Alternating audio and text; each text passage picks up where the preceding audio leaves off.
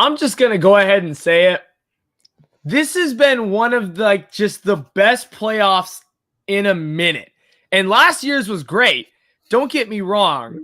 But after a decade of the Heat and the Cavs and the Warriors and kind of me penciling in my bracket every year, knowing at least one side who was going to make it, this has been pretty exciting. We had 2 Game 7s on Sunday, 2 more Game 6s. I mean, we lived in a world where the Pelicans almost upset the Suns in round 1. But we're here to talk about round 2 and all of the craziness that came with it. And Caedmon is probably not going to have a good time. Let's get started.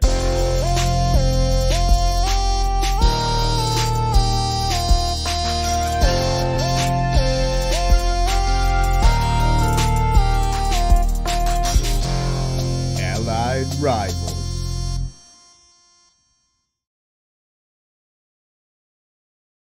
Ladies and gentlemen, welcome back to the one and only Allied Rivals podcast. If you never watched this before, we've been doing stuff for the entire NBA playoffs. We've been breaking down every single matchup, every single round. We got our awards up. If you're interested in the NFL, we just did a free agency video with Sideline Scoop that you definitely want to go check out. Also, our NFL draft, we have free agency recaps as well. Be sure to check that out. We got playlists on the channel and everything.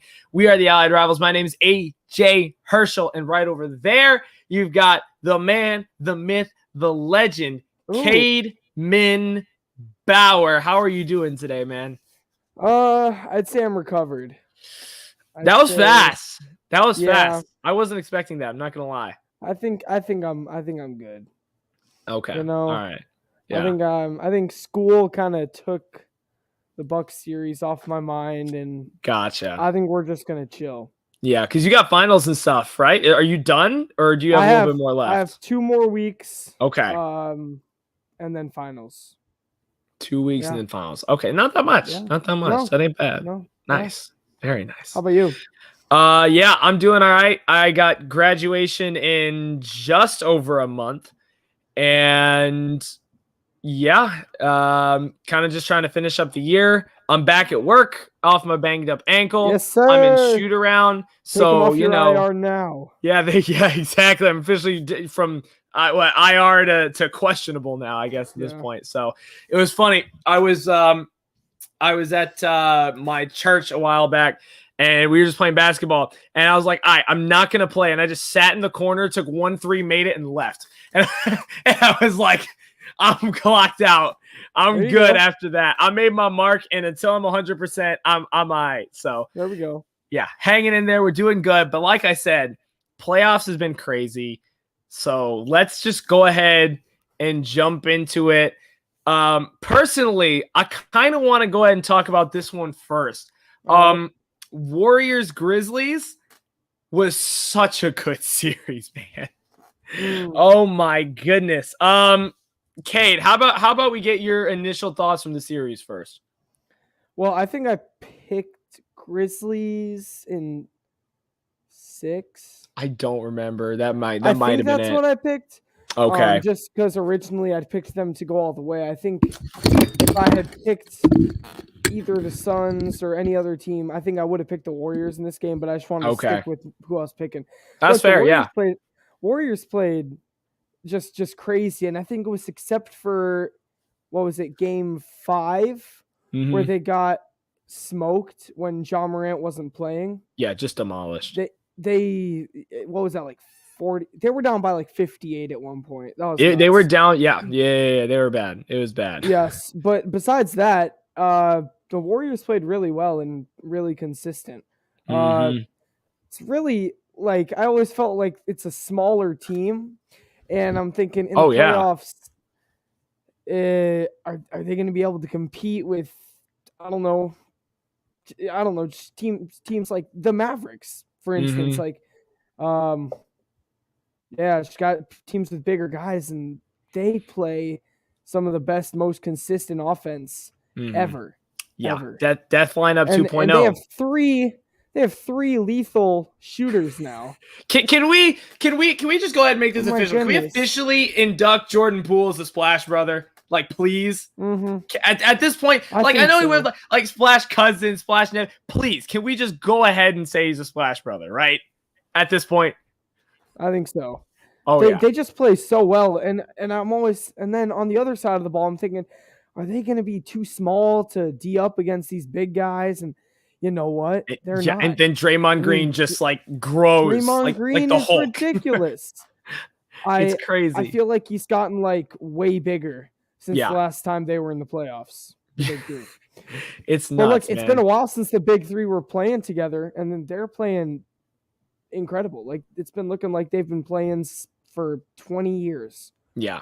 It's incredible. Yeah, absolutely. That Plus helps Jordan a lot. Poole. And Andrew Wiggins, like, who just randomly dropped like 20 every other night. Like, he's decided to be an all-star. I mean, I guess, but he's showing it in the playoffs for sure. Yeah. He's stepped up in almost every moment they needed him. They need a bucket. He's been there. And like, he plays surprisingly good defense. Like, the more I watch him, the more impressed I am at him on the wing. I think, look, the worst part to me is that Ja left the series. Like, and I get that they blew the Warriors out by 40 when he was gone the one game, because technically speaking, I think the Grizzlies have like a defensive rating that's like 10 points better when Ja's off the court than when he's on. But the offensive boost he provides for them is insane. And having him go out really hurt. And I heard one reviewer say, or I heard one commentator say, I think it was AM Hoops, if that one like pull that Jordan Poole had on his knee is what really gave him a bone bruise, Ja's made of glass. And we all completely forgot Ja was questionable for the first round anyway. So like this could have been a pre-existing condition that all of a sudden got worse from just, carrying the Grizzlies for the first 2 games. So that really hurt for me to see him out. But the Warriors just outplayed him in 6 games. I mean, Grizzlies definitely got theirs, but Warriors scored too much. Yeah, for sure. Yeah. So the big question for the Grizzlies is, what do you think they need to do for next year then? Because I mean, they hit a little bit of a wall against Golden State. So what do you think? What needs to change? It's just their offense is too one-dimensional when Ja plays. Okay. And I feel like they did cover a lot of the holes during the offseason last year and during this season. I mean, Desmond Bain, Dylan Brooks. Bain blew up, man. Yeah, and Terrence Jackson. Wait. Jaren Jackson. Triple J. Jaren Jackson Jr. Yeah, there we go. Jaren Jackson Jr. I feel like they're all solid players and they can all have great games, but sometimes they're just so inconsistent. And you've got to, and it seems like in this league, you've got to have 2 stars now. You've got to have either 2 stars or a solid big 3. Yeah. So that's what the Grizzlies need to do. Yeah. I honestly think that they could probably run it back if everybody's healthy enough, because like when we're listening to these guys, Ja, Triple J, Desmond Bain, all these guys are like 2-3 years in, especially Bain. Like, if he took a jump this year, how much bigger of a jump is he going to take next year? So, like, for me, the Grizzlies have drafted so well, and if they can somehow keep Kyle Anderson or, like, get Jeremy Grant somehow or something like that, I think they just straight up run it back. Because I think their team is so young. I think they won the second team in the West with this young of a team. I think they can absolutely run it back next year. But we'll see. We'll see what happens. They're going to have an offseason, get healthy, get better, but they've got a great coach. We'll see what happens. Lightning Bauer in the comment section saying, I don't know who to cheer for of the teams that are left. He's thinking maybe the Heat, maybe the Mavs. Keisha Heffron is going Warriors all the way. There's the prediction there. Pretty hot prediction after that first round. A lot of people started penciling in the Warriors after round 1. They've shown that they definitely still have that championship blood in them, but we'll see what happens. Cade, which one you want to cover next? I'll let you choose. Yeah, well, since Lightning Bauer brought up the Heat, let's go with them. Yeah, 6 games. Kyle Lowry was in and out, but the story of the entire thing is Joel Embiid going out. That sunk the ship for the Sixers. And even though he came back, which the dedication of this man, who he literally had a broken face and he came back after a week to come try and still beat the Miami Heat. The dedication of this man is insane. Joel Embiid's a tank. But when Tyrese Maxey is your second best player, you're not going to beat a well-oiled machine like the Miami Heat. Cade, take it away. I was just impressed that Joel was playing. And I mean, I know like he probably felt like if he didn't play, there's no way they win. They still might lose if he doesn't play, so he's got the offseason to recover. And I mean, I was just impressed that he played because he had something wrong in his hand, and he's still shooting the ball pretty well. Then he gets a fractured face, misses, what was it, 2 games, 3 games? 2 games it was. Out for a week, yep. Comes back wearing the mask, playing as good as ever. And I think the Sixers did pretty well. James Harden played great at some points. He played awful at others. But the Heat are the team right now. And I mean, Jimmy Butler, Bam, Victor Oladipo, and Tyler Hero, when they're on your bench, you know you have a good team. Yeah, for sure. That's just saying something. If Tyler Hero and Victor Oladipo are not starting in a lot of the games, you've got an incredible team. Yeah, absolutely. And like Jimmy Butler, his series, this is kind of a revenge series for him after Philadelphia didn't decide to re-sign him for whatever reason. And he killed it this whole series. His defense was incredible. He was efficient from the floor, which is something he is rarely during the regular season unless he's like 5 feet away. He was efficient. He shot well. He hit threes when he needed to.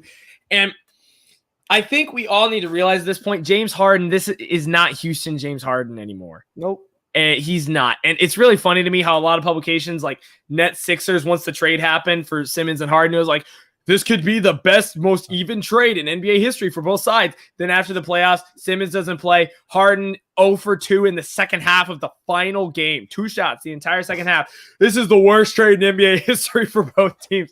It's so funny how fast it flip-flopped. Yeah. But it kind of hurts if you're the Sixers. Tyrese Maxey really was arguably your best player since Embiid wasn't healthy all series. Now, Embiid, obviously, the first few games definitely was. But even over Harden, Maxey's going to get himself a contract in the next few years for sure. They're going to have to keep him.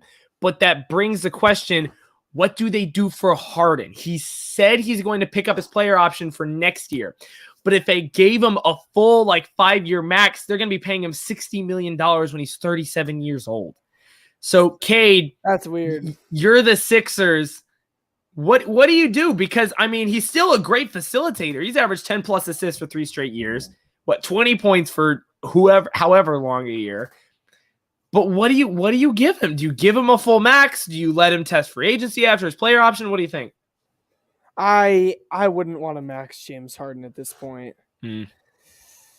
I wouldn't want to do that. What I would want to do is try to build up the bench because, I mean, I just feel like the Heat's bench outplayed the 76ers bench significantly. Oh, for sure. But the Heat are so deep, too. The only one that I feel like is really solid on the Sixers bench is Shake Milton. And he was like their best shooter through the whole series. And Matisse Thybulle's got the D. Let's not diss him. He's a top 5 defender in terms of shooting percentage, I think it was this year. Yeah, surprisingly.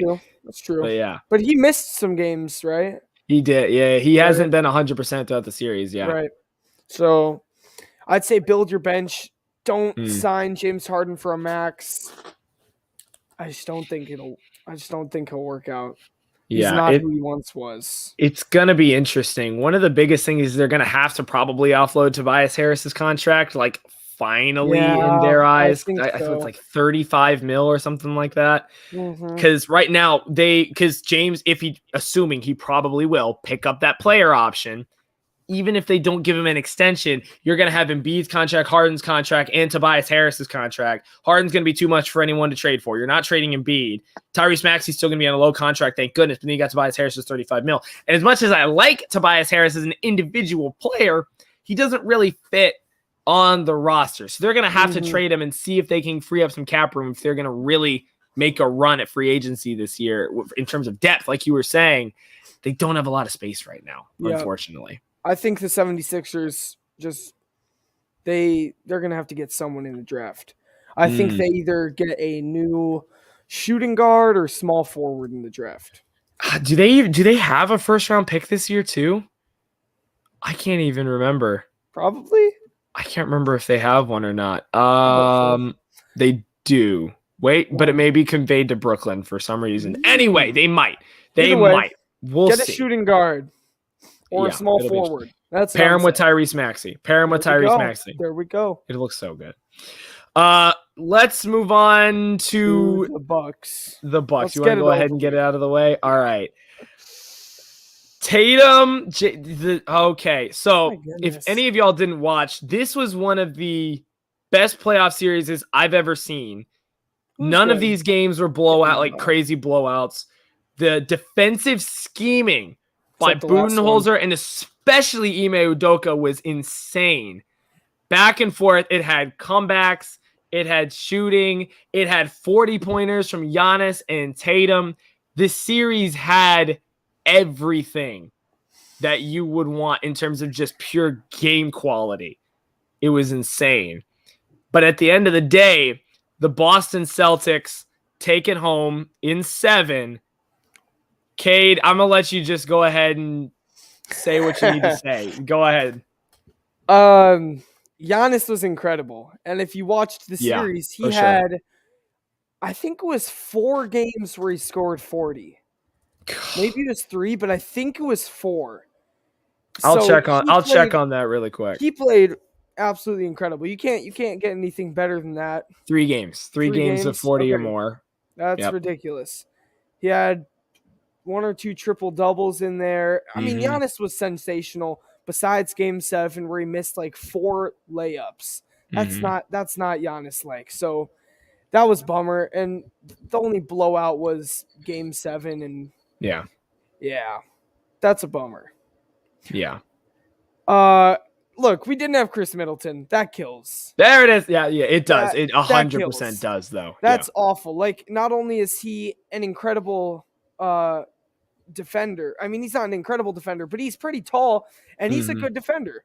So, and I'd much rather have him, to be honest, than Wes Matthews or Grayson Allen is the 6th man, right? I'd much rather having him defend than one of those guys. Just pure size. He can guard Jaylen Brown.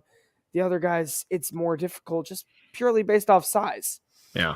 Then there was Grayson Allen. He played incredible versus the Bulls, shooting lights out. He was terrible. Yeah. He couldn't hit a shot. Pat Connaughton, shooting lights out versus the Bulls, could hardly hit a shot. Yeah. Bobby Portis was shooting incredible versus the Bulls, could not hit a shot. Yeah. Lopez was hardly doing anything. He was only playing defense, I felt like. And it was I think he averaged 7 for the series or something like that. It was not good. We choked.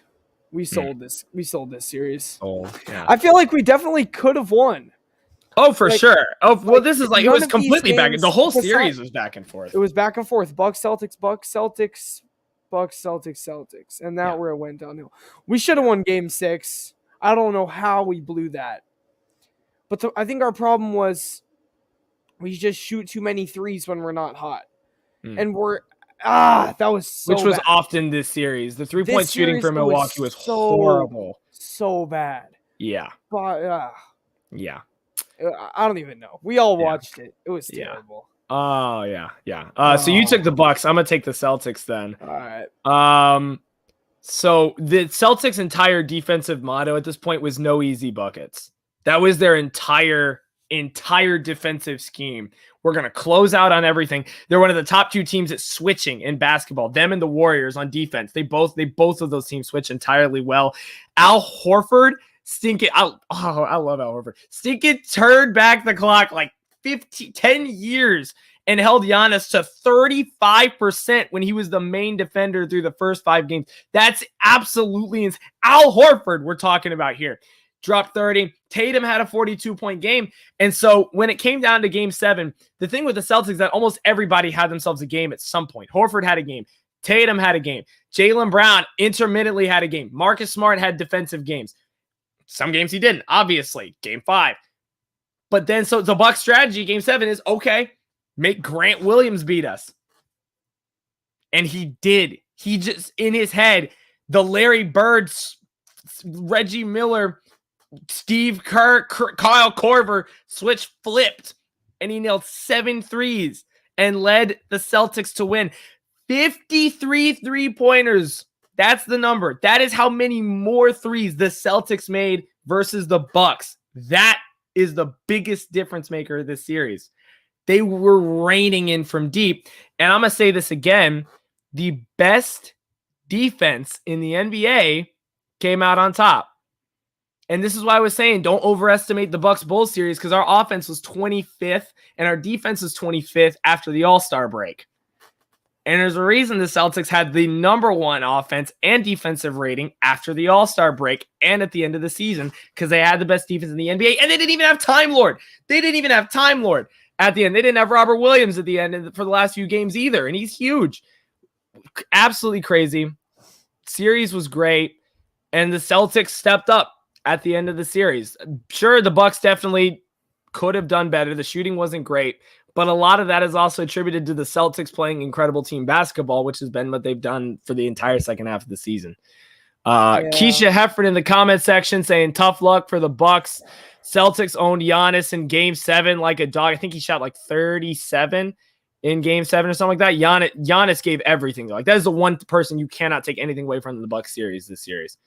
Mm-hmm. He carried the Bucks.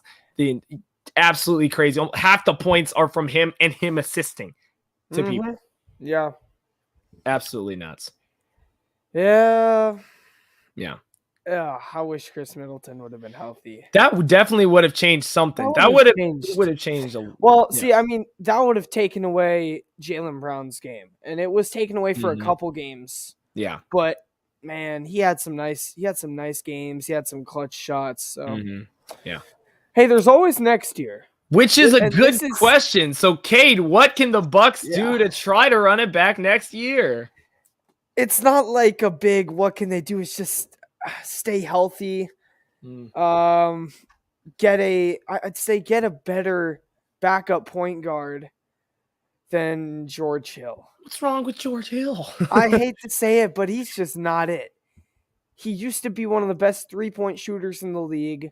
And I remember 4 years ago, when we were playing, Michael Brogdon went out. He was Malcolm Brogdon. He was our starter. He was our 5th man. He's just not it anymore. He doesn't have the hot hand like he used to. He's what, 35? George Hill's kind of old up there. He can't play defense. I'm sorry. 36. 36. Oldest guy on the team. We need a new backup point guard to Drew Holiday. Yeah, I can understand that. I can understand that. Also, how about we start playing some Serge Ibaka or some Mamu? We have 5 guys on the team that are like 7 feet. Bobby Portis is 6'10". Giannis, Brook Lopez, Serge, and Mamu are all like 7 feet. 6'11", 7 feet, yeah. And we didn't play Mamu or Serge. Look, Serge is nothing special, but he is. Okay, I'm sorry. I mean, he's not gonna. Okay, he's not like your Giannis, like your big man force. Like, he's not gonna do it all for you. All right. He's not even Brook Lopez, but we should have played him. And where did he go? Where did he go this year? Come on, man. What happened? They traded for him. They traded Rodney Hood and something else for him, and then he doesn't show up. I think he played 3 minutes in the entire series. Terrible. I don't know. Yeah, as soon as we traded away Boogie Cousins, which I was at first like Boogie. And that's then what it was. I felt like, okay, we got Serge. I think we're fine. Another big guy. Boogie's not some incredible all-star anymore, unfortunately. So we got Serge. Let's play him. He's 7 feet and he has like a 7'4" wingspan. It's ridiculous. And he can cook snake. There we go. Let's play Surge next year. Let's play Mamu next year, and let's see if we can run a true big man rotation. And let's not rely on the 3-ball. It's like the anti-Warriors lineup. The Warriors just goes pure small. Bucks just go all bigs. All big. Giannis is running point. Surge is Bobby Portis is the 2. I'm serious. Next year, I want to see a game where we play all 5 of our big men at one time. And it better be versus the Warriors, because I know how that would turn out. They would shoot the lights out. They would do all their screening action at the top. It would be nuts. 50% from 3 like they always do, and we would power it in the paint. That would be the most fun game to watch, like, ever. That'd be incredible. It'd be so funny. But the last series that we haven't talked about, and I'm not going to lie, I'm a little disappointed. Up to this point, I was not only 3 for 3 on my team predictions, I was 3 for 3 on my game predictions. Heat in 6, Celtics in 7, and Warriors in 6. And I had Suns in 6, and the Mavs said no. Woo! Yeah! Let's go. The Suns in 7. Right. Obviously, people are going to talk about Chris Paul not being able to get a ring still, but like, Cade, oh my goodness. Do you want to talk about the Mavs or the Suns first? What hit me with the Mavs. Take it. Oh my goodness. Shed some tears for the Suns. The Mavs were incredible. Game 7, what even happened to the Suns? Like, I feel like the Suns against the Mavs looked worse in Game 7 than the Bucks did against the Celtics. It did. Celtics didn't score 27 points at halftime. I mean, sorry, Bucks did score 27 at halftime. The Suns did. Right. I was going to say, sorry. Luka Doncic is incredible. Yeah. And I still don't know. He's so confusing sometimes. He's hilarious. Sometimes he's just confusing. Like, he's a big guy. Like, he's not any skinny, lanky guy. He's a hefty guy. And he's running around here doing pull-up threes like Ice Trey. He's taking it to the hole and slamming it like Jaw. Like, this guy's kind of wacky. Yeah. This guy might be good. Then there's Jalen Brunson, who had a few games where he actually really popped off, including Game 7. I think he had like 25 points. I can't remember. And then Spencer Dinwiddie. You happy about that trade now? Happy? Okay. I'm still not happy about the trade, but I'm happy that he played well, because I never said I want the Suns to win. Yeah, that's fair. And I'm glad. No, but I feel like the Mavericks played some really good, like, balanced offense, aggressive defense. It wasn't overly aggressive, but I feel like the offense balance was really good. Yeah. You know? And I feel like when they weren't shooting the threes, when they weren't hitting them, they stopped trying to shoot them and they switched. They started playing in the paint. They started taking, pick and roll. When they had the threes, they took them. Luka Doncic had like 3 straight at some point in Game 7. So then the team started shooting them and it was fine. So I feel like they adapted really well. Yeah, for sure. For sure. And like, can we agree Jalen Brunson's like the new Jamal Murray? Like, playoff Brunson is built different, like, especially after that Jazz series, and he kept it going. There we go. Absolutely crazy. Reggie Bullock, unsung hero, played some real good defense, especially on Chris Paul, Game 6 and 7. Absolutely nuts. Yep. But I think a big thing is the Suns just stopped shooting well. Like, at all. We all saw the Chris Paul game too, right? We all saw him go perfect in the fourth quarter. He absolutely cooked Luka because Luka was carrying the team at that point. But they start spreading the ball around. Jason Kidd changes up the defensive scheme. And then all of a sudden, Booker gets doubled, can't hit anything. Paul goes ice cold. I don't know what happens to Ayton. And the rest of the team just disappears. I'm going to have to go back and look at a ton of this stuff, because you can't have Jay Crowder be one of your leading scorers in Game 7 at halftime. Like, they just stopped hitting shots. I'm not dissing Cam Johnson, because he almost won 6th Man of the Year. Yeah. By anti-hero. But if he's your leading scorer with 12 for the whole game, there is no way you're going to win. Also, not just the points, the rebounds. The rebounds stood out like crazy. All right. Okay, the starting lineup for the the Suns Mhm. had like, let's see, let me calculate, 14 rebounds. Okay. 14 rebounds in game 7. Luka What? Doncic alone had 10. Oh Okay. my gosh. And the entire Mavericks starting lineup had 29. That's insane. Yep. That's how they won. Crazy. Oh my Because goodness. turnovers led, offensive rebounds. Suns That is just true. Turnovers. That's a good point. They started turning over the ball like crazy over those last few games. Like, where did that come from? This is Chris Paul we're talking about. Yep. I don't know what happened. Keisha Efron begs the question, is CP3 overrated? I think we all kind of know what CP3 is at this point after like 15 years. But 18, man, like 18 years. So he's crazy, man. What is he? 30? Is he 34 at this point? Let me see. He's 37. Wow, I completely underestimated. 37. Crazy.